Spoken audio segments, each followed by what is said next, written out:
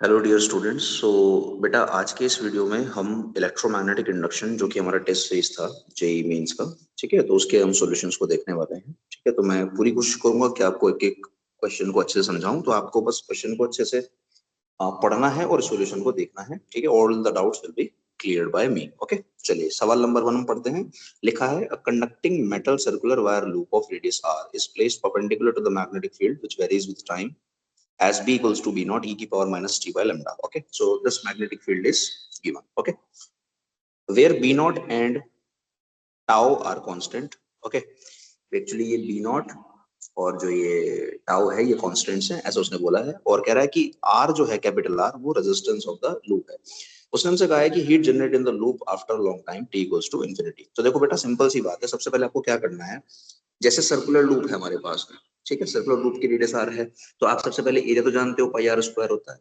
तो आप क्या करो, मैग्नेटिक फ्लक्स लिख लो। जैसे आपने मैग्नेटिक फ्लक्स लिखा है यहाँ पर, तो आप इंड्यूस्ड ईएमएफ लिख सकते हो। इंड्यूस्ड ईएमएफ का फॉर्मूला क्या होता है बेटा, E equals to minus D five by D t, है ना। तो आप जैसे ही इस वाले फंक्शन को डिफरेंशिएट करोगे, ठीक है, तो डिफरेंशिएट करने के बाद बेटा कुछ इस तरह से आएगा। अच्छा, हीट जनरेटर जो होती है इसे कहते हैं इंड्यूस्ड हीट। ठीक है, हीट जनरेटर का फॉर्मूला जनरली जो होता है वो ये होता है। उसमें बेटा आपको ना लिमिट दे रखी है कि आपको 0 से लेके टी इक्वल्स टू इन्फिनिटी तक इसको आपको हीट निकालनी है। तो हमने लिमिट पुट की 0 और इन्फिनिटी, बस इसको आपको इंटीग्रेट कर देना है। इंटीग्रेशन जैसे ही आप करोगे तो आपके पास इंड्यूस हीट आ जाएगी और आंसर आएगा आपका ऑप्शन नंबर बी। ठीक है बेटे, तो सिंपल है, आपको बस केवल कॉन्सेप्ट समझना है। चलिए दूसरा सवाल करते हैं।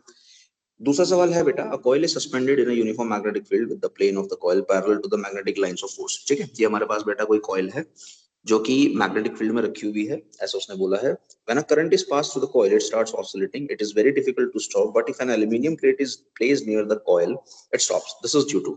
तो देखो बेटा, जैसे ही हमने ये कॉइल रखी, इसमें करंट हमने फ्लो करा रखा है। ठीक है, करंट हमने फ्लो कराया तो ऑसिलेशन जो है वो स्टार्ट हो जाते हैं। ठीक है, फिर उसने कहा है कि हमने क्या करा है, एल्यूमिनियम प्लेट को रखा है। मान लेते हैं कि ये वाली जो प्लेट है ये एल्यूमिनियम प्लेट है। तो बेटा एक्चुअली क्या है, क्योंकि एल्यूमिनियम प्लेट है, मेटल की प्लेट से एक एडी करंट का कंसेप्ट होता है। ठीक है, जब भी किसी मैग्नेटिक फील्ड में आप किसी मेटेलिक बॉडी को रखते हो तो उसमें एडी करंट्स या फिर फोकाल्स करंट फ्लो करने लगती है। ठीक है, तो एडी करंट जो है, eddy current is developed and opposes the motion of the oscillation of coil. ठीक है, ये एडी करंट इस तरफ से बहेंगी कि वो क्या करेंगी बेटा, जो ये कॉइल है ये वाली, इसके ऑसिलेशन का अपोज करेगी। ठीक है बेटा, तो अब जब ये अपोज करेंगी तो क्या होगा, एनर्जी का लॉस होगा। ठीक है, और इसे हम क्या कहते हैं, डैम्पिंग कहते हैं। आपने सुना होगा क्लास 11th में डैम्पिंग, है ना, जब भी एनर्जी का लॉस होता है उसे डैम्पिंग कहते हैं। तो उसने ये कहा है कि जैसे ही हम एल्यूमिनियम प्लेट को रखते हैं तो ये जो कॉइल है इसका मूवमेंट रुक जाता है। ठीक है, तो जब रुक जाएगा तो इसे डैम्पिंग कहेंगे। ठीक है, और हो क्यों रहा है, क्योंकि एडी करंट फ्लो करने लगती है। तो उसने पूछा दिस इज ड्यू टू, तो ये हो रहा है बेटा इलेक्ट्रोमैग्नेटिक इंडक्शन की वजह से, है ना, ऑब्वियस सी बात है। और कह रहा है कि electromagnetic induction in the aluminium plate giving rise to the electromagnetic damping. ठीक है, तो option C is the correct answer. ठीक है, सारा का सारा कंसेप्ट जो है ईएमआई का है, इसलिए आंसर सी हो जाएगा। चलिए क्वेश्चन नंबर 3 की बात करते हैं। कह रहा है a boat is moving due east in region where the earth's magnetic field is 5 into 10 to the power -5। हमें अर्थ की मैग्नेटिक फील्ड दी हुई है बेटा। ठीक है, और हॉरिजॉन्टल मैग्नेटिक फील्ड है। कह रहा है जो बोट है उसकी जो लेंथ है वो 2 मीटर है। ठीक है, और कह रहा है बोट जो है वो 1.5 मीटर पर सेकंड से चल रही है। तो उसने कहा है magnitude of induce EMF in the wire. तो बेटा इसे कहते हैं मोशनल ईएमएफ। ठीक है, तो मोशनल ईएमएफ का फॉर्मूला जो होता है वो होता है बीवीएल। तो आपको कुछ नहीं करना है, जो ये वैल्यूज हैं इनको इस फॉर्मूले में पुट कीजिए, आंसर आपका आ जाएगा। सिंपल, बिल्कुल फॉर्मूला बेस्ड सवाल है। ठीक है बेटा, तो ऑप्शन डी आ जाएगा, इसको आप सॉल्व कर लो। ठीक है, चलो क्वेश्चन नंबर 4 की बात करते हैं। क्वेश्चन नंबर 4 में कह रहा है a small bar magnet is being slowly inserted with constant velocity inside a solenoid as shown in figure. Actually क्या है बेटा, हमारे पास में से कोई सोलेनॉइड है, मैं लाइन बाय लाइन पढ़ता जाता हूँ, सॉल्यूशन बताता जाता हूँ। एक हमारे पास में बेटा बार मैग्नेट थी जिसको हम स्लोली मूव करा रहे हैं, कांस्टेंट वेलोसिटी से मूव करा रहे हैं। ठीक है, कह रहा है कि is being slowly inserted with constant velocity inside a solenoid as shown in the figure which graph best represents the relationship between EMF induced with time. Actually हमें क्या करना है बेटा, हमें ग्राफ बनाना है इंड्यूस्ड ईएमएफ का टाइम के साथ। तो देखो बेटा क्या होगा, एंट्री के दौरान जब ये मैग्नेट इसके अंदर घुस रही होगी तो फ्लक्स जो है वो बढ़ रहा होगा, क्योंकि मैग्नेटिक फील्ड लाइंस क्रॉस करेंगी इसको। जैसे जैसे अंदर जाएगा तो मैग्नेटिक फील्ड लाइंस का नंबर बढ़ेगा। तो जब आपका फाइव भी बढ़ेगा ना बेटा, तो ई का फॉर्मूला होता है minus D five E by D T. तो फाइव बढ़ा तो ई जो होगा आपका नेगेटिव होगा, इंड्यूस्ड ईएमएफ नेगेटिव आएगा। अब आपको क्या करना है, ऑप्शंस में चेक करना है। सबसे पहले देखो, ऑप्शन ए में इंड्यूस्ड ईएमएफ एंट्री के दौरान पॉजिटिव दे रखा है, तो वो तो हो नहीं सकता। बी में भी पॉजिटिव दे रखा है, ऑप्शंस देखते रहना जो मैं आपको बोल रहा हूँ, उसमें भी पॉजिटिव है, वो भी नहीं हो सकता। सी वाले में नेगेटिव है, वो हो सकता है, और डी वाले में क्या है, पॉजिटिव है, वो नहीं हो सकता। इसलिए जो ग्राफ होगा वो ऑप्शन सी होगा। ये तो बात हुई बेटा एंट्री की। मैं आपको आगे की बातें बताता हूँ। सोलेनोइड के अंदर जब मैग्नेट घुस जाएगी तो फाइव भी जो होगा वो कांस्टेंट हो जाएगा, फ्लक्स कांस्टेंट हो जाएगा, तो ईएमएफ हो जाएगा जीरो। यानी कि इस जगह पर सोलेनोइड के अंदर मैग्नेट घुस चुकी है।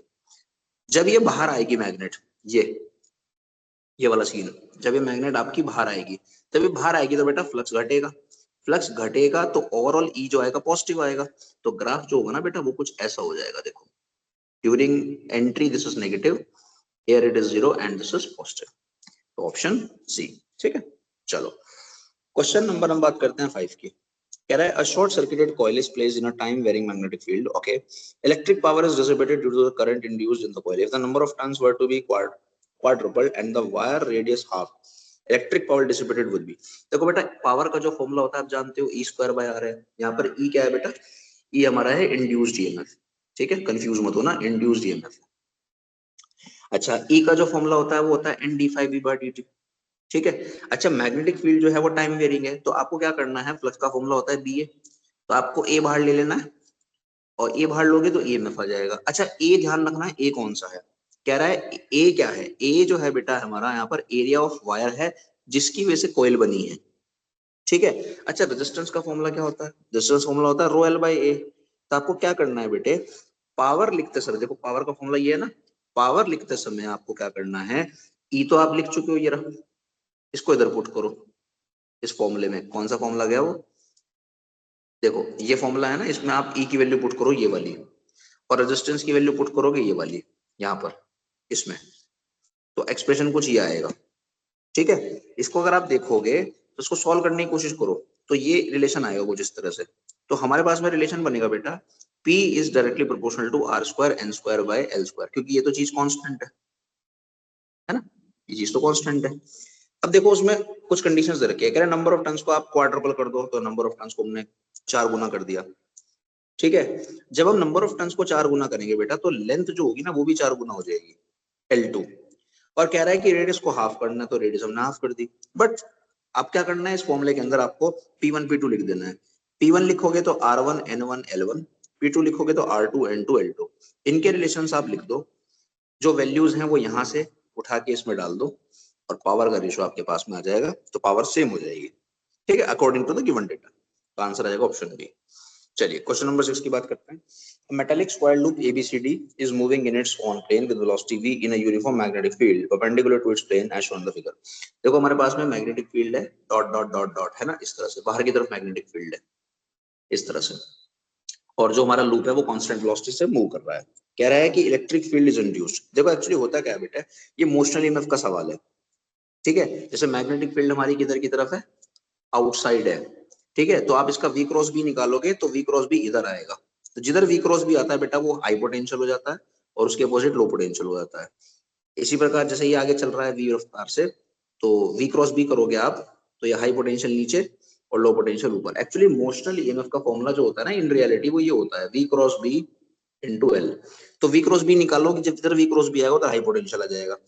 तो आपको क्या करना है, इसमें कह रहा है इलेक्ट्रिक फील्ड बताओ किधर से किधर चलेगी, तो हाई से लो दौड़ती है इलेक्ट्रिक फील्ड, तो है ना। तो एक तो इस वाली वायर में इलेक्ट्रिक फील्ड आएगी, एक इस वाली वायर में इलेक्ट्रिक फील्ड आएगी, तो इन बोथ एडीएन इसमें भी इलेक्ट्रिक फील्ड आएगी और इसमें भी इलेक्ट्रिक फील्ड आएगी, तो आंसर हो जाएगा in both ADN BC.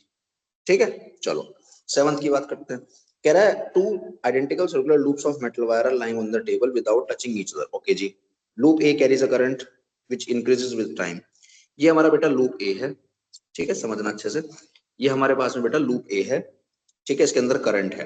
Okay, कह रहा है loop A carries a current which increases with time. जो ये करंट है हमारा इसके अंदर ये बढ़ रहा है टाइम के साथ। Okay, in response the loop B.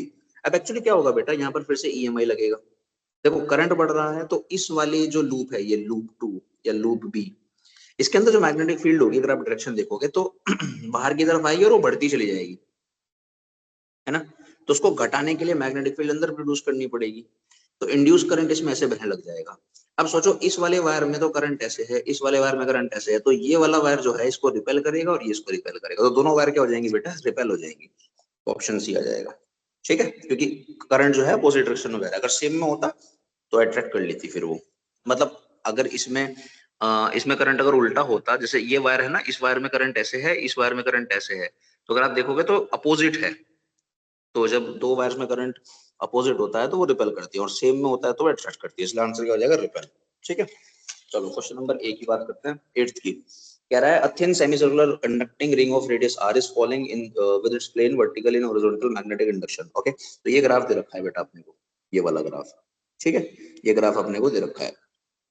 तो कह रहा है at the position mnq the speed of the ring is v। Okay, जो आपको ये रिंग दे रखी है ना, इसकी स्पीड दे रखी है आपको, तो कह रहा है पोटेंशियल डिफरेंस बताओ कितना आएगा रिंग में। तो देखो फिर से मैंने आपको बताया ये मोशनल ईएमएफ का सवाल है, ये से कहते हैं मोशनल ईएमएफ।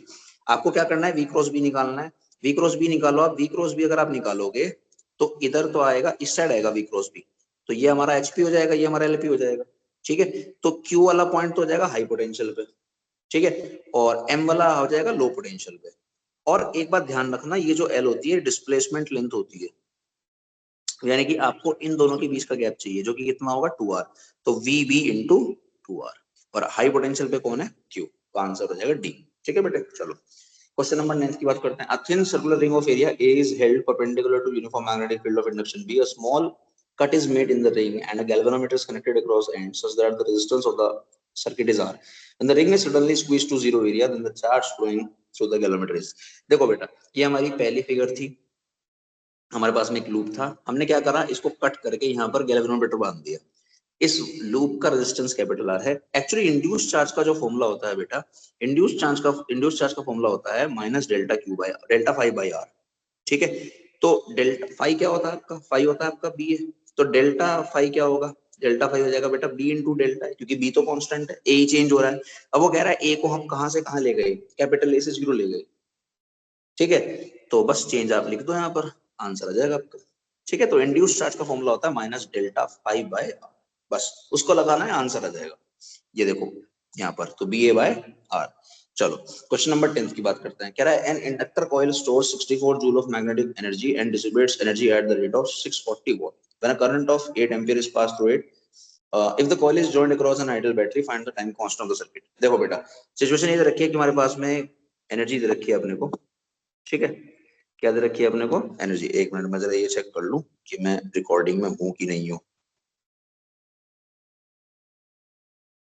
ओके, ठीक है,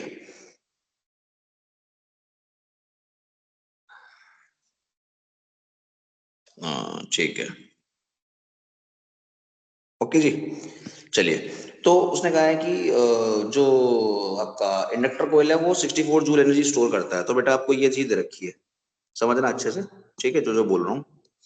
तो आपको एक तो ये चीज दी हुई है, तुमने लिख ली। फिर कह रहा है कि अच्छा एक बात समझो, अगर हमें ये चीज दी हुई है तो हम इसको लिख सकते हैं U equals to L I half L I square, क्योंकि magnetic energy stored in the inductor क्या होती है, हाफ एल आई स्क्वायर होती है, तो मैंने यहाँ पे लिखा हुआ है। तो मैंने क्या करा बेटा, यहाँ पर हमें ना करंट भी दे रखी है उसने 8 एम्पियर, तो जैसे ही हमने इसमें डेटा वगैरह डाला तो हमारे पास में एल आ गया 2 हेनरी, ठीक है। अच्छा पावर भी दे रखी है कि भाई किस रेट से जो एनर्जी है वो डिसिपेट हो रही है, तो पावर का फॉर्मूला होता है आई स्क्वायर आर।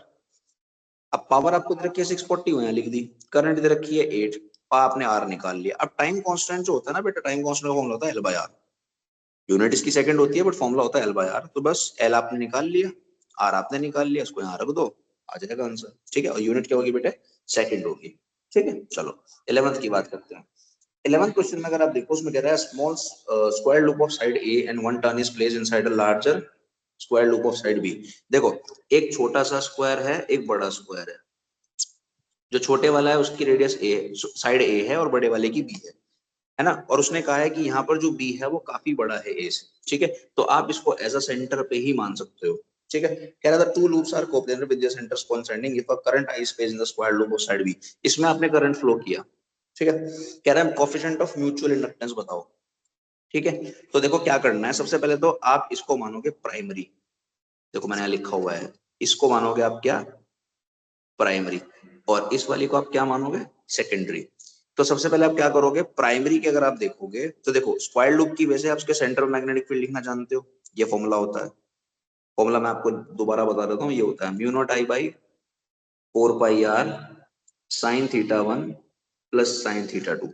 ठीक है, अब ये मैग्नेटिक फील्ड हमने लिखी एक वायर की वजह से, सिर्फ और सिर्फ इसकी वजह से। तो टोटल के लिए क्या करोगे भाई, वायर तो 4 है ना ऐसे, तो 4 से मल्टीप्लाई करना पड़ेगा। तो आपके पास में ना बेटा बी आ जाएगा कि सेंटर पे बी कितना प्रोड्यूस हो रहा है। अच्छा, अब आप क्या करोगे, आपको लिखना है फ्लक्स इन सेकेंडरी, यानी कि हमें इसमें फ्लक्स देखना है, इस वाली में। तो आप क्या करोगे, फ्लक्स होता है बी इंटू ए, बट ए किसका, सेकेंडरी का। तो बी तो आप लिख चुके हो, बी यहां डाल दो, ये रहा। और सेकेंडरी का एरिया क्या होगा, साइड इसकी ए है तो एरिया हो जाएगा ए स्क्वायर। और म्यूचुअल इंडक्टेंस का फॉर्मूला क्या होता है, म्यूचुअल इंडक्टेंस का फॉर्मूला होता है फाई एस आई बाय आई। तो फाई एस बाई आई, ये हो गया। बस सॉल्व कर लो उसको। अब ऑप्शन जो है वो थोड़े से, इसमें आंसर नहीं है तो हमने क्या करा, 4 से मल्टीप्लाई की, 4 से डिवाइड की, ताकि हमारा वो मैच हो सके। ठीक है, तो उसे थोड़ी सी अलग फॉर्म में दे रखा है, तो आंसर आ जाएगा, ऐसे करके सोल्व है ना, ऑप्शन नहीं आ जाएगा। चलो क्वेश्चन नंबर 12 की बात करते हैं। क्वेश्चन नंबर 12 में कह रहा है the total number of turns and the cross sectional area in a solenoid is fixed, however its length L is varied by adjusting the separation between winding, the inductance of the solenoid will be। देखो self inductance of solenoid होता है बेटा mu naught N square V. ठीक है, where n is the number of turns per unit length and v is the volume of the solenoid। v को आप क्या लिखोगे बेटा, v को आप लिखोगे पाई आर स्क्वायर एल। ठीक है जी, और n को आप लिखोगे n by L, number of turns per unit length. उसके बाद आपने क्या करा, अगर आप देखोगे तो ये आपका ए हो जाएगा, एक एल एल को मार देगा तो आपके पास में सेल्फ इंडक्टेंस ही आएगा। ठीक है, तो self inductance of the solenoid कह रहा है कि भाई किसके प्रोपोर्शनल है, तो लेंथ के प्रोपोर्शनल, लेंथ के इनवर्सली प्रोपोर्शनल है। जो सेल्फ इंडक्टेंस है आपका वो इनवर्सली प्रोपोर्शनल टू क्या है बेटे, लेंथ है। ठीक है, क्योंकि एन और ए तो फिक्स है, बोला है उसने सवाल के अंदर। ठीक है, तो ऑप्शन डी। ठीक है, फॉर्मूला बेस्ड। 13 देखो, कह रहा है to coils P and Q are separated by some distance when a current of 3 ampere passes through P, a magnetic flux of 10 to the power minus 3 Weber passes through Q, no current is passed through Q, when no current passes through P and a current of 2 ampere passes through Q, the flux through P। देखो condition है स्टिलिस में, सवाल के अंदर कह रहा है कि जब करंट P में, जब मतलब जब P में करंट दौड़ती है 3 एम्पियर, तो उस टाइम पे Q में कोई करंट नहीं होती। ठीक है, और उस टाइम पे फ्लक्स जो दे रखा है क्यू में, वो दे रखा है आपको इतने वेबर, ऐसा उसने बोला है। जब करंट पी में होती है 0, तो क्यू में कितनी होती है 2 एम्पियर, दूसरा केस है। तो हम पहले फर्स्ट केस की बात करते हैं। देखो बेटा फर्स्ट केस में अगर आप फ्लक्स लिखोगे ना, तो फ्लक्स का फॉर्मूला होगा m इंटू आई। तो m बराबर क्या होगा, five into five upon I. अच्छा, फाइव आपको दे रखा है, देखो 10 टू द पावर माइनस 3 मैंने यहाँ रख दिया, करंट आपको दे रखी है मैंने यहाँ रख दी, तो आपके पास में ये इतने हेनरी म्यूचुअल इंडक्टेंस आ गया।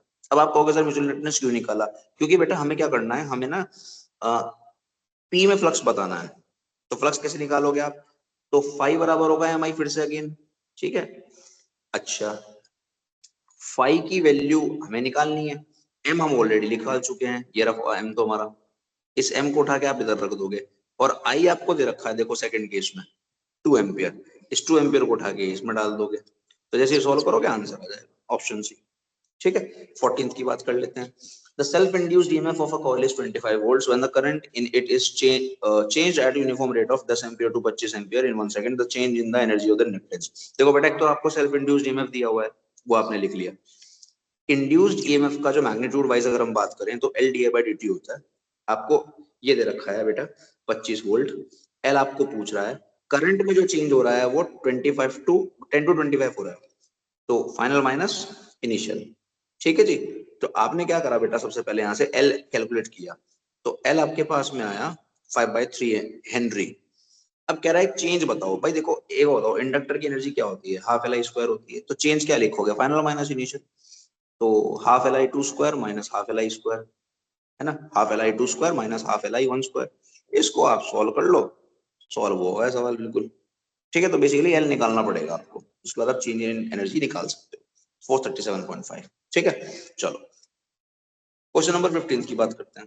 15 में कह रहा है there are two long coaxial solenoids of same length L, the inner and outer coils have radius R1 and R2 and number of turns per unit length N1 and N2 respectively. ठीक है, जो हमारे पास में अंदर वाली है उसकी radius R1 है और बाहर वाली की रेडियस R2 है, नंबर ऑफ टर्न्स अंदर वाली की N1 है और बाहर वाली की N2 है।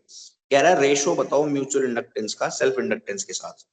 इनर कॉइल के लिए। तो आपको बेटा क्या करना है, जैसे आपने इसका ना साइड व्यू देखो, आप इसको साइड से देखो तो आपको डायग्राम ऐसा दिखाई देगा। जो ये वाली कॉइल है ये इनर कॉइल है और जो बाहर वाली है वो आउटर है। अब एक्चुअली क्या करना पड़ेगा बेटा आपको, इसमें म्यूचुअल इंडक्टेंस निकालने के लिए एक को प्राइमरी ज्यूम करना पड़ेगा और एक को सेकेंडरी। अब सवाल ये किसको प्राइमरी माने, बेटा प्राइमरी उसको मानना होता है जिसकी वजह से आप सेकेंडरी में फ्लक्स इजीली लिख पाओ। तो हमने क्या किया बेटा, अंदर वाली को प्राइमरी माना है और बाहर वाली को क्या माना है मैंने, सेकेंडरी।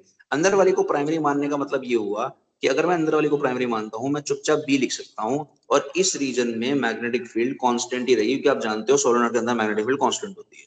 तो बी आपने लिख लिया ड्यू टू प्राइमरी।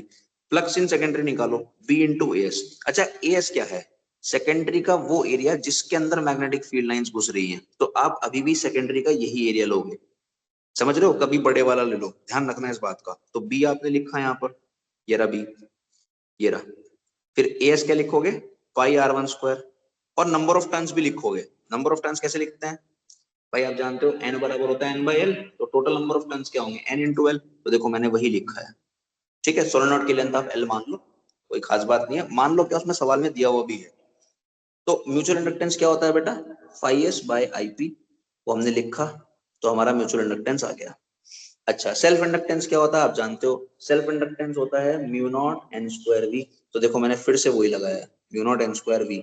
तो देखो आपको इसका इससे रेशो पूछ रहा है, इसको आप सोल्व कर दो, सोल्व करने के बाद आपके पास में आंसर आ जाएगा। तो बस आप ये समझो कि लिखना कैसे है वो इंपॉर्टेंट है ना। चलिए 16 क्वेश्चन की बात करते हैं।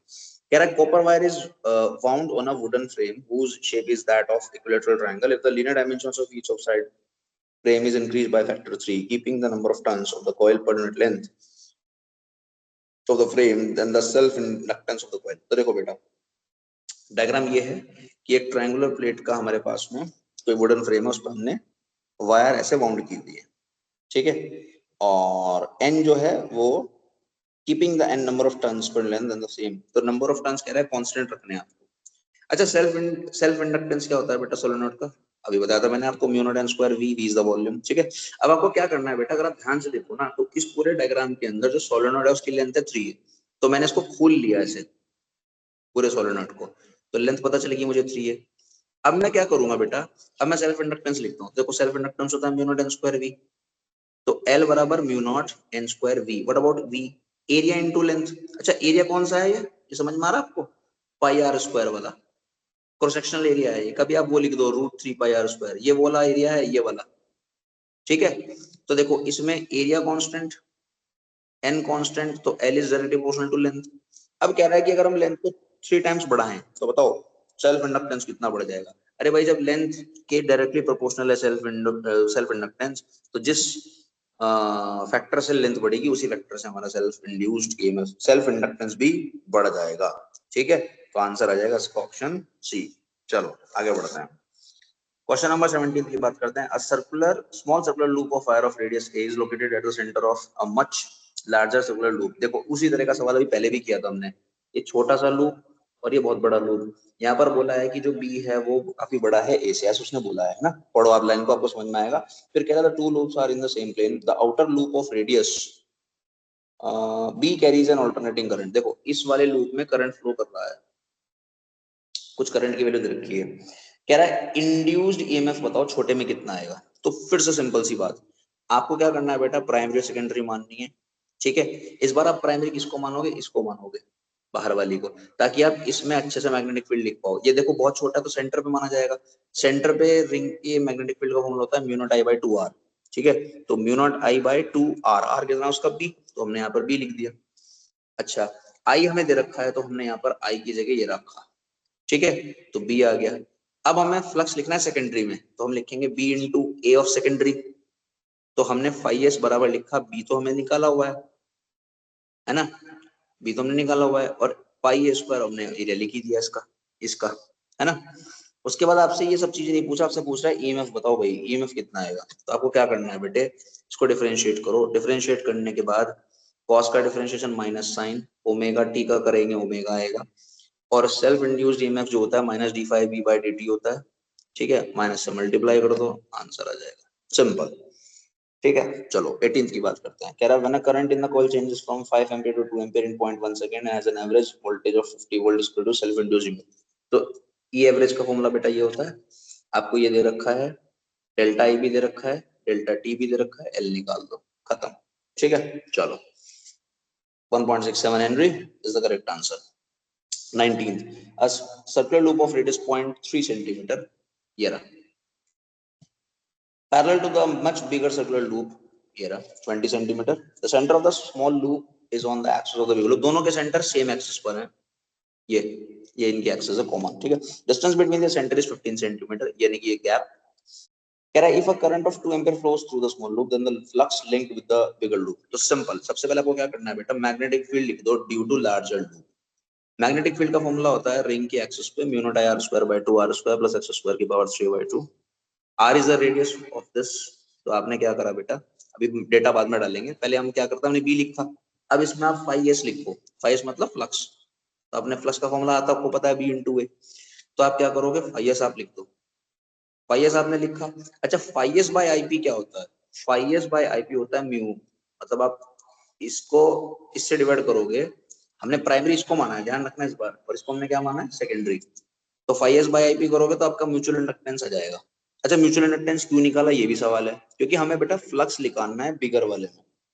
ठीक है। तो flux linked with the bigger loop क्या लिखोगे, पाई बराबर एम इंटू आई टू, है ना, क्योंकि इसमें जो फ्लक्स आएगा वो इसकी वजह से आएगा, इसीलिए। तो हमें क्या करना है, म्यूचुअल इंडक्टेंस तो हमने लिख दिया, I2 मतलब जो इसमें करंट फ्लो कर रहा है इस छोटे वाले में, उसको हमें मल्टीप्लाई करना पड़ेगा।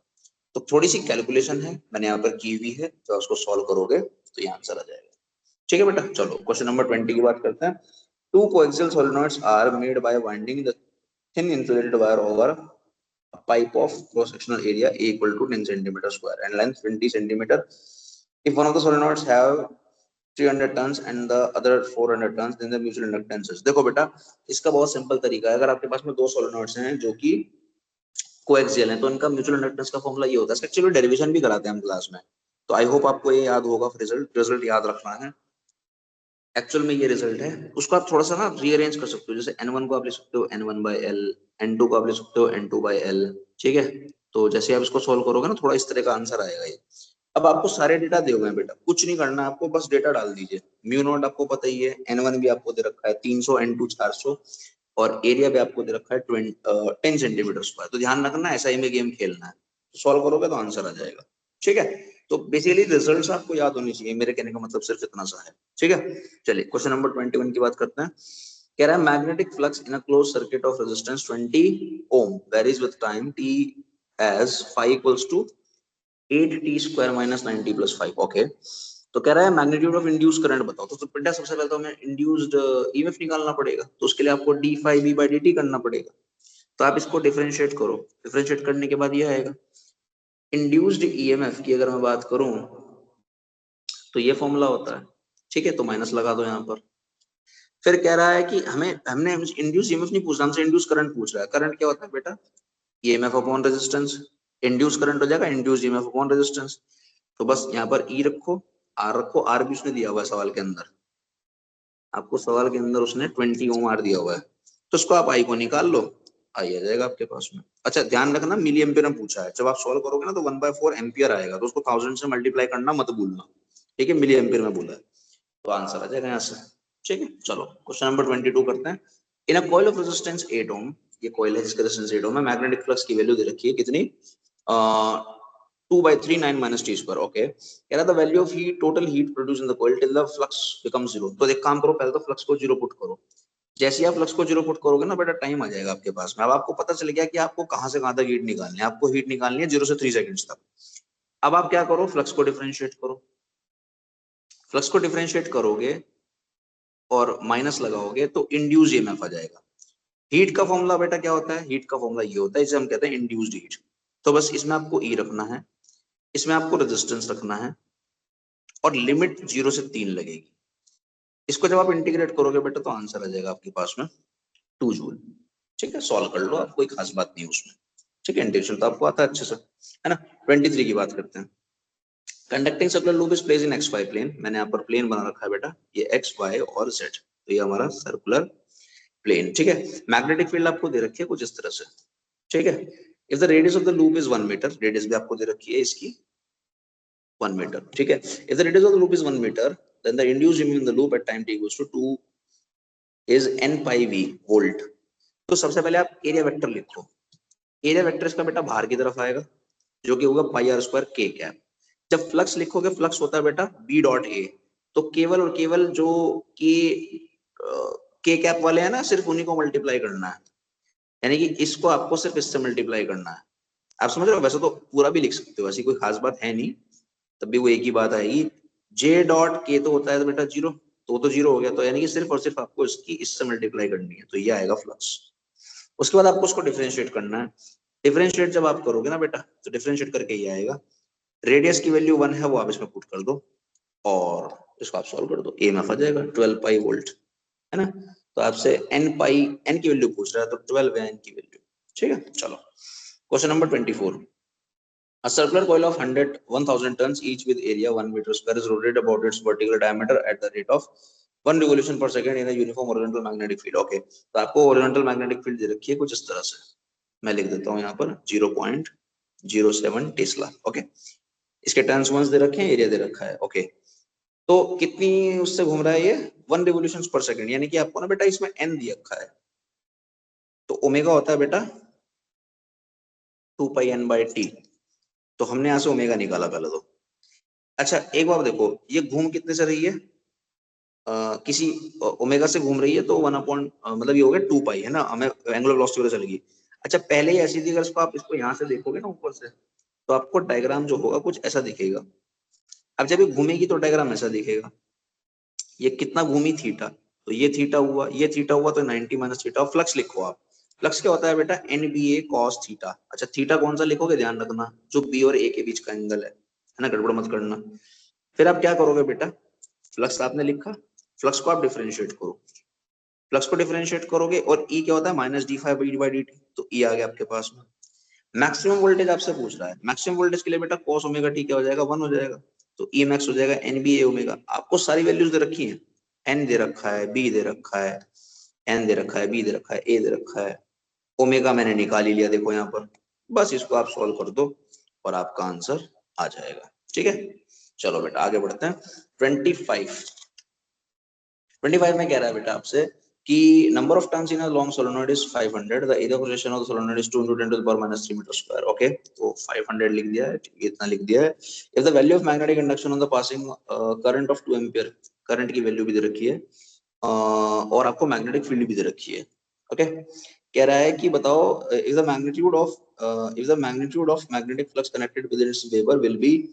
अच्छा अल्टीमेटली फ्लक्स पूछ रहा है, तो फ्लक्स क्या होता है बेटा, NBA होता है ना। कुछ भी नहीं करना आपको, N लिख दो, B लिख दो, A लिख दो, आंसर आया हुआ है, ठीक है। सॉल्व करोगे N आ जाएगा, मतलब एक्चुअली ये आंसर तो ये आएगा, बट उसने उसको ऐसे रखा है, तो N की जगह क्या है हमारा यहाँ पर 5 है, ठीक है। सॉल्व कर लो आप उसको, अच्छे से हो जाएगा वो, ठीक है। कैलकुलेशन आप कर लो, कंसेप्ट सिखा देता हूँ मैं आपको करना क्या है।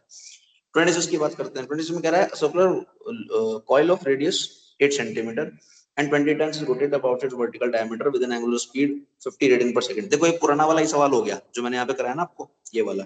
देखो अब मैं इसको डायरेक्ट यूज कर लूंगा क्योंकि मुझे फॉर्मूला याद हो चुका है, ठीक है। देखो मैं पढ़ाता हूँ आपको, अच्छे समझ में आएगा। Rotated about it's vertical diameter with angular speed 50 radian पर सेकंड, तो आपको ओमेगा दे रखा है, मैग्नेटिक फील्ड दे रखी है, और मैक्सिमम इंड्यूस्ड में पूछ रहा है, तो देखो मैंने ऊपर डिराइव किया था, तो यही होगा NB ओमेगा। N आपको पता है, B आपको पता है, A आप निकाल सकते हो, पाई आर स्क्वायर होता है, और ओमेगा दे रखा सवाल के अंदर, इसको सॉल्व कर लो बेटा। 60.2 आएगा, लेकिन नियरेस्ट टू द इंटीजर पूछ रहा है, तो आप 60 आंसर लिखेंगे, ठीक है।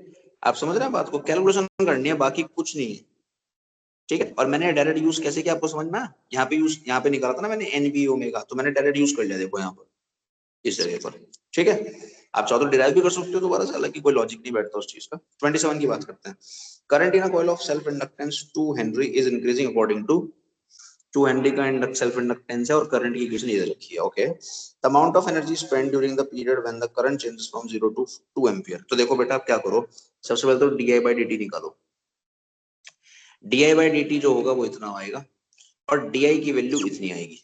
क्यों निकाल रहा हूँ वो भी आपको समझ में आ जाएगा। फिर उसने कहा है करंट की वैल्यू 0 से 2 होती है। जब आप करंट की वैल्यू 0 पुट करते हो ना बेटा तो टाइम आ जाता है आपके पास में। जब आप करंट की वैल्यू 2 डालते हो इसमें I की जगह तो आपके पास में टाइम की भी लिमिट आती है। अब ऐसा हम क्यों कर रहे हैं वो समझो। क्योंकि जब तक हमें लिमिट नहीं पता होगी तब तक हम इंटीग्रेट ही नहीं कर पाएंगे। तो मैंने पहले टाइम लिमिट निकाली कि भाई 0 पे टाइम क्या हो रहा है और 2 एम्पियर जब करंट है तो टाइम क्या हो रहा है। तो जब 2 एम्पियर करंट है तो टाइम इतना हो रहा है। एनर्जी स्पेंड होती है बेटा E इक्वल्स टू LI/DI। मैं कैसे लिखा मैं आपको बता देता हूँ। U क्या होता है आप जानते हो। U होता है आपका, जैसे मैं आपको बताऊं, ऐसा होता है ना, पावर इक्वल्स टू क्या होता है DU/dt होता है ना, है ना। अ, तो इसको आप क्या लिख सकते हो, इसको आप लिख सकते हो कितना, इसको आप लिख सकते हो DU इक्वल्स टू PDT, है ना। समझ रहे हो आप मेरी बात को। तो एनर्जी अगर आपको लिखनी है तो आप इसको बड़ी आसानी से लिख सकते हो। कैसे, मैं आपको बता देता हूँ। तो एनर्जी स्पेंड जो है P इक्वल्स टू होता है DU/dt और P इक्वल्स टू क्या होता है बेटा, P इक्वल्स टू होता है VI, है ना। VI होता है ना। समझ रहे हो आप मेरी बात को थोड़ा। चलो मैं आपको अच्छा समझा देता हूँ, रुको जरा पहले। जैसे पावर होती है ना, पावर, तो पावर का फॉर्मूला क्या होता है, एनर्जी अपॉन टाइम होता है। और पावर क्या होती है, पावर होती है EI, DU/dt। और E क्या होता है बेटा, LDI/dt इंटू I, DU/dt। तो dt ने dt को मार दे, देखो तो DU की वैल्यू आएगी LI/DI। देखो डायरेक्ट यहाँ पे लिखा है मैंने। इसको इंटीग्रेट करोगे ना तो यही आएगा। ठीक है। तो बस आपको क्या करना है, L आपको पता है, I आपको पता है, और DI में ऑलरेडी निकाल चुका हूं। तो इसको यहाँ पर आप डाल दो, इसको इंटीग्रेट कर दो। लिमिट कहां से कहां लगोगे आपको पता है, 0 से लेके 10। सॉल्व करोगे तो आंसर आ जाएगा। ठीक है, क्वेश्चन आप सॉल्व कर लो, कोई दिक्कत नहीं उसमें, है ना। कैलकुलेशन है। 27 की बात करते हैं।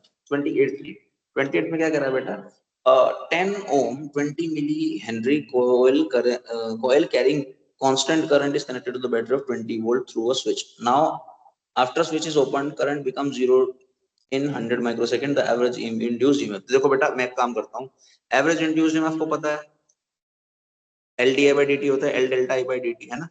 L delta I by dt। तो आपको क्या करो, सबसे पहले तो आप I नॉट निकाल लो। I नॉट होता है बेटा V/R, और V आपको दे रखा है 20, R भी आपको दे रखा है 10, तो 2 एम्पियर आ जाएगा। ठीक है ना। और जीरो का मतलब क्या है कि अगर करंट जीरो होती है तो कितने टाइम में होती है जीरो, इतने टाइम में। तो क्या पूछ रहा है आपसे, एवरेज इंड्यूस्ड ईएमएफ। तो एवरेज इंड्यूस्ड ईएमएफ क्या होता है, एवरेज इंड्यूस्ड ईएमएफ तो जानते हो, L delta I by dt। तो डेल्टा I तो हो गया बेटा आपका 0 - 2, तो ये तो हो गया 2। L कितना है हमारे पास में, 20 मिली हेनरी, तो 20 मिली हेनरी को ऐसे लिखोगे। और टाइम कितना दे रखा है आपको, 100 माइक्रो सेकेंड, तो आप इसको सेकंड में लिखोगे, सॉल्व करोगे आंसर आ जाएगा। ठीक है। 29 की बात करते हैं। A coil of inductance 2 Henry having negligible resistance is connected to the source of supply whose voltage is given as V equals to 3T। आपको बेटा एक में ना वोल्टेज दे रखा है V equals to 3T। कह रहा है कि if the voltage supplied when T equals to 0 the energy stored in the coil after 4 seconds। तो देखो बेटा क्या करना है, जो आपने ये V लगा रखा है उसी की वजह से यहाँ पर इंड्यूस ईएमएफ आएगा। तो V बराबर आप ले सकते हो LDI/dt। तो LDI बराबर आएगा 3T dt, क्योंकि V की वैल्यू कितनी है 3T। आप इसको इंटीग्रेट करो तो I कितना आ जाएगा आपके पास में 12। हालांकि आपसे I नहीं पूछ रहा है, आपसे पूछ रहा है एनर्जी स्टोर बताओ। बट जब तक आपको I नहीं पता होगा तब तक आप एनर्जी स्टोर निकाल नहीं पाओगे, तो इसलिए I निकालना पड़ेगा। और U बराबर होता है हाफ LI स्क्वायर। डेटा डाल दीजिए आंसर आ जाएगा। L कितना दे रखा है 2, और I मैं निकाल चुका हूँ, सॉल्व कर लो आंसर आ जाएगा। ठीक है जी। चलो 30 की बात करते हैं। In a fluorescent lamp choke a small transformer 100 volt of reverse voltage is produced। Basically this is back EMF, है ना। When the choke current changes uniformly from 0.25 to 0 in a duration of 0.025 millisecond, the self inductance of the, देखो फिर से वही चीज है, E बराबर magnitude wise बात करें L delta I by delta T, वही लगाना है सिर्फ। तो आपको बैक EMF दे रखा है, इंड्यूस्ड इम्पल्स को बोलते हैं 100। L आपको चाहिए, डेल्टा I कैसे लिखोगे बेटा, कह रहा है 0.25 एम्पियर से जीरो हो जाती है, तो चेंज हुआ बेटा कितना 0.25, है ना। और टाइम आपको दे रखा है कितना, टाइम आपको दे रखा है 0.025। तो बस कुछ भी नहीं, इसके अंदर सॉल्व कर लो आप इसको, बाकी तो कुछ बचता ही नहीं इसमें। ठीक है सर, इसको आप सॉल्व कर लो, आंसर आ जाएगा आपका, है ना। I think number of turns भी दिए हैं क्या, नहीं नंबर ऑफ टन्स नहीं दिए हैं, तो बस फिर तो सिंपल ही हो गया, L D I by D T लिख दो, आंसर आया हुआ है। ठीक है, delta L delta I by delta T, है ना। चलो 31st की बात करते हैं। As shown in the figure a battery of EMF is connected to the inductor L and resistance R। Diagram दे रखा है बेटा, मैं डायग्राम बना देता हूँ आपके लिए, इस तरह से डायग्राम है। ठीक है बच्चे, इस तरह से डायग्राम है, ये L है और ये R है, ये E है और ये स्विच है। ठीक है जी, तो कह रहा है the switch is closed eight t equals to 0। t equals to 0 पर आपने स्विच क्लोज किया, the total charge that flows from the battery between t equals to 0 और t equals to tc, tc is a time constant. ठीक है, तो बेटा equation जो होती है आई की, वो ये होती है, करंट ग्रोथ कहते हैं इसको, है ना। I बराबर आई नॉट e की पावर 1 माइनस e की power minus t by lambda, where lambda is time constant. हमें सवाल के अंदर लैम्डा को टीसी का है, तो हम टीसी रख लेते हैं इसको, लैम्डा को, है ना, जो उसने नोटेशन का है वो यूज करेंगे। तो अगर आपको चार्ज निकालना है, तो चार्ज क्या होता है बेटा, इंटीग्रेशन आई डी टी, और कहां से कहां तक का चार्ज बताना है, टी से लेके टीसी तक का, तो लिमिट जाएगी 0 से टीसी, है ना, 0 से लेके टीसी। और आई की इक्वेशन यहाँ से आएगी, इसको यहाँ पर रखना पड़ेगा आपको इसमें, जब इसको सॉल्व करोगे ना, इंटीग्रेट करोगे, तो इतना आएगा ये यहाँ पर ऐसे। ठीक है बेटा, और टीसी जो होता है ना बेटा, टाइम कांस्टेंट, वो होता है एल बाय आर, और आई नॉट क्या होता है बेटा, वो होता है ई बाय आर। तो आई नॉट की वैल्यू इधर रखो, टीसी की वैल्यू इधर रखो, चार्ज आ जाएगा आपके पास में, ये रहा। ठीक है बच्चे, बस इसको सॉल्व कर लो आप, चार्ज आ जाएगा। आपसे चार्ज पूछ रहा है, करंट पूछ रहा है, मेरे ख्याल से चार्ज ही पूछ रहा है, तो चार्ज पूछ रहा है तो चार्ज आ जाएगा बस यहाँ से। ठीक है, वैल्यू वगैरह डाल के। चलो 32 की बात करते हैं। The time taken for the magnetic energy to reach 25% of its maximum value when a solenoid resistance R inductance L is connected to the battery. देखो बेटा, एनर्जी स्टोर का formula half L I square होता है। ठीक है, उसने कहा है this is 25% of the maximum. तो जब आप इसको लगाओगे ना, u equals to 25% of u naught, तो उसको आप लिखोगे हाफ एल आई स्क्वायर, इसको लिखोगे 1/4, दिस इज 1/2 LI0 स्क्वायर। तो इससे ये कट जाएगा सब कुछ, तो आई बराबर I0/2। ठीक है जी, बस। उसके बाद आपसे कह रहा है कि भाई बताओ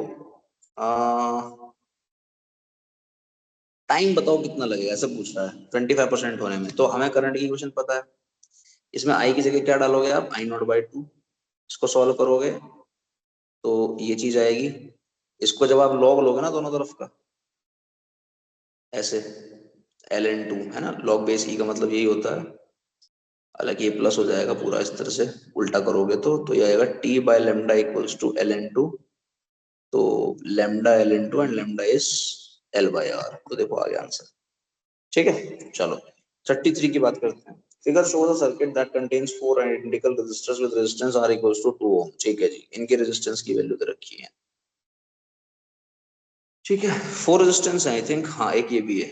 चलो, 2 आइडेंटिकल इंडक्टर्स विद इंडक्टेंस, एक सोलेनॉइड ये है, एक सोलेनॉइड ये है, इनकी हमें इंडक्टेंस दी हुई है, and an ideal battery with EMF 9 volt, ये 9 वोल्ट की बैटरी। ठीक है जी, the current I just after the switch is closed. तो बेटा जब हम स्विच को जस्ट क्लोज करते हैं, तो जो भी ब्रांच में इंडक्टर होता है उसको आप ओपन कर दोगे वहां से, यानी कि आप इसको हटाओगे और इसको भी हटाओगे, तो सर्किट सिर्फ इतना बचेगा। ये सिचुएशन है बेटा t इक्वल्स टू 0 पे। तो R बचा, ये 9 है, करंट आपसे पूछ रहा है V/R इक्विवेलेंट, इसको करोगे तो 4 आएगा, आई आ जाएगा। ठीक है, चलो 34 देखते हैं। An ideal coil of 10 Henry is connected in series with a resistance of 5 ohm and a battery of 5 volt. Okay. 2 seconds after the connection is made, the current flowing in ampere. देखो बेटा, ये आपको diagram पता है, एक L है और एक R है, हमने लिख लिया। I की इक्वेशन आप जानते हो, current growth I0 is E/R, हमने निकाला I0 है 1। टाइम कांस्टेंट भी निकाल सकते हैं, L/R होता है, तो 2 सेकंड आएगा ये। उसके बाद आपको कुछ नहीं करना बेटा, जो ये इक्वेशन है ना, इसके अंदर डेटा डाल दो, I बराबर I0 की वैल्यू 1, t की वैल्यू -t, ये तो है ही, और लेमडा कितना हमारा 2, और जो सेकंड पे पूछा वो टाइम डाल दो, तो उसने t इक्वल्स टू 2 डाला, तो उसको डाल दो, आंसर आ जाएगा, बस सिंपल। ठीक है, तो इक्वेशन पे गेम चल रहा है पूरा का पूरा। 35 को देखते हैं। An inductor L equals to 100 milli Henry, a resistor R equals to 100 ohm, and a battery E equals to 100 ohm. E equals to 100 ohm. ये E equals to 100 volt होगा, ठीक है। Are initially connected in series as shown in figure. After long time the battery is disconnected.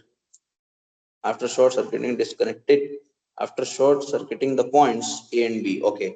The current in the circuit 1 millisecond after the short circuit is. ठीक है बेटा, solve कर लेते हैं। तो डायग्राम आपको दे रखा है, डायग्राम मैंने बना दिया। सबसे पहले आई नॉट निकालो, ई बाय आर आएगा। ई आपको 100 दे रखा है, आर भी आपको दे रखा है, आई नॉट आ जाएगा। वो एक्चुअली क्या है बेटा, इसके अंदर ना करंट वो कह रहा है कि डिस्कनेक्ट करने के बाद क्या होगा, है ना। तो डिस्कनेक्ट करने के बाद बेटा करंट जो होगी वो डिके होगी, मतलब करंट में कमी आएगी। तो करंट की जो डिके होती है उसकी इक्वेशन ऐसी होती है। इसमें आप सारी वैल्यूज डाल दो, ठीक है। सारी वैल्यूज डालोगे, आर टी एल वगैरह सब डाल दो, तो आई बराबर 1/E आ जाएगा, ठीक है। अगर आप सवाल को पढ़ोगे ना, उसने बोला after long time the battery is disconnected after short circuiting, disconnected after short circuiting the points A and B. ये जो ए एंड बी पॉइंट्स हैं उसको आप क्या कर दोगे बेटा, शॉर्ट कह रहा है, शॉर्ट करना है, ठीक है। तो क्या होगा, अब जितनी भी एनर्जी स्टोर करेगा ना बेटा, अब वो बैटरी की तरह काम करने लगे, तो करंट डिके होगा, ठीक है। तो उसको आप सॉल्व कर लो, आंसर आ जाएगा। 36 की बात करते हैं। A coil of inductance 300 milli henry and resistance 2 ohm is connected to the source of 2 volt, ठीक है। तो आपको बेटा क्या क्या दे रखा है, आपको दे रखा है एल की वैल्यू दे रखी है एक, तो एक रेजिस्टेंस दे रखा है कितना, 2 ओम, और शायद आपको वी भी दे रखा है 2 वोल्ट। तो आप इस इक्वेशन को लगाओ, फिर से वही करंट ग्रोथ, ठीक है। तो कह रहा है the current reaches half of its steady state value, यानी कि आई की वैल्यू कितनी करनी है, आई नॉट बाई 2। स्टेडी स्टेट का मतलब होता है मैक्सिमम करंट जब होगी। स्टेडी स्टेट आती है बेटा टी इक्वल्स टू इन्फिनिटी पे, तो उस जगह पर जो करंट होती है उसे आई नॉट कहते हैं, और वो कह रहा है कि आई नॉट बाई 2 करनी है, हाफ, है ना। तो आई नॉट बाई 2 लिखा। तो जब आप इसको सोल्व करोगे, ऊपर ही मैंने इसको आपको बताया था, तो ये आ जाएगा ई की power minus R T by L equals to 1/2। तो आप इसको लॉग वॉग लोगे ना, तो ये आएगा बेटा आपके पास में T equals to L by R L N two. अब जाहिर सी बात है, आपको एल तो पता ही है, आर भी पता है। एल एन टू की वैल्यू कितनी होती है, 0.6931। इसको सॉल्व करो, 0.1 सेकेंड आंसर, ठीक है बेटा। चलो 37 की बात कर लेते हैं। 37 में क्या कह रहा है, inductance between A and D is. देखो बेटा, ये वाला सब किसमें है, सब पैरेलल में है। पैरेलल में आप ये लगाते हो फॉर्मूला 1/3 1/3 1/3, सॉल्व करोगे 100, बहुत सिंपल। 38 की बात करते हैं। 38 में कह रहा है two circular coils can be arranged in any of the three situation shown in the figure. एक तो फिगर बेटा ये दे रखी है, ये दे रखी है, ये दे रखी है। There mutual inductance. अच्छा देखो बेटा, इस फिगर में अगर आप देखोगे तो जो भी मैग्नेटिक फील्ड लाइंस होंगी वो उसको डायरेक्टली क्रॉस करेंगे, तो फ्लक्स काफी ज्यादा आएगा। इसके अंदर जो कॉइल है ना, वो थोड़ा सा ऐसा है, 90 डिग्री फैशन है, मतलब इसकी एक्सिस ऐसे होगी, इसकी एक्सिस ऐसे होगी, तो फ्लक्स बहुत ज्यादा चेंज नहीं आएगा। और इसमें तो कोई मतलब ही नहीं बैठता, मैग्नेटिक फील्ड लाइंस ऐसे निकलेगी सारी की सारी। तो एक्चुअली क्या होता है बेटा, म्यूचुअल इंडक्टेंस जो होता है वो ओरिएंटेशन पे डिपेंड करता है।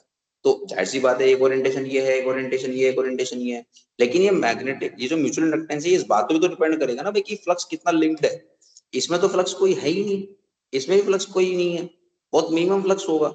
लेकिन इसमें आप देखोगे बहुत ज्यादा मैग्नेटिक फील्ड लाइंस इस वाले को क्रॉस करेंगी। तो इसलिए आंसर क्या हो जाएगा बेटा, एक। उसने कहा है कि पूछा है कि मैक्सिमम बताओ या मिनिमम पूछा है, मैक्सिमम पूछा है, तो मैक्सिमम किसमें होगा बेटा, ऑप्शन ए में होगा, है ना। मिनिमम आप देख लो, मिनिमम किसमें होगा, मिनिमम इसमें होगा, ठीक है। 39 की बात करते हैं। A small square loop of wire of side L is placed inside a large square loop of wire. Capital L is greater than small l. Okay. देखो ऐसा हम सवाल पहले भी कर चुके हैं, ऊपर था कुछ इस तरह का सवाल ना। Both loops are coplanar and their centers coincide at point OS on the figure. The mutual inductance of the loop. ठीक है। तो आप क्या करो, इसको आप प्राइमरी मानोगे, इसको आप सेकेंडरी मानोगे, ठीक है। तो आप स्क्वायर लूप की वजह से मैग्नेटिक फील्ड सेंटर पे लिखना जानते हो। फॉर्मूला होता है P बराबर mu naught I by 4πr sin θ1 plus sin θ2। एक वायर की वजह से, एक वायर की वजह से, सिर्फ इस वायर की वजह से। और चारों वायर के निकालने के लिए आपको इंटू 4 भी करना होगा। तो मैंने क्या किया बेटा, देखो एक वायर की वजह से लिखा, अच्छा डिस्टेंस ही हो जाएगी L/2, तो मैंने इसीलिए ना यहाँ पर ये L/2 लिखा है, ये डिस्टेंस है ना। साइन 45 समझना है आपको, ये एंगल्स 45 है ना, मैग्नेटिज्म में पढ़ाया जाता है आपको, है ना। तो बी निकाल लो आप। अच्छा ये जो बी आया है ये टोटल आ गया, क्योंकि मैं ऑलरेडी 4 से मल्टीप्लाई यहाँ कर चुका हूँ। अच्छा फ्लक्स लिखना पड़ेगा आपको पहले सेकेंडरी में, तो सेकेंडरी में फ्लक्स कैसे लिखोगे भाई, B into area of secondary, and area of secondary कितना होगा, आई थिंक इसका एरिया यानी कि L², तो रख दो यहाँ पर।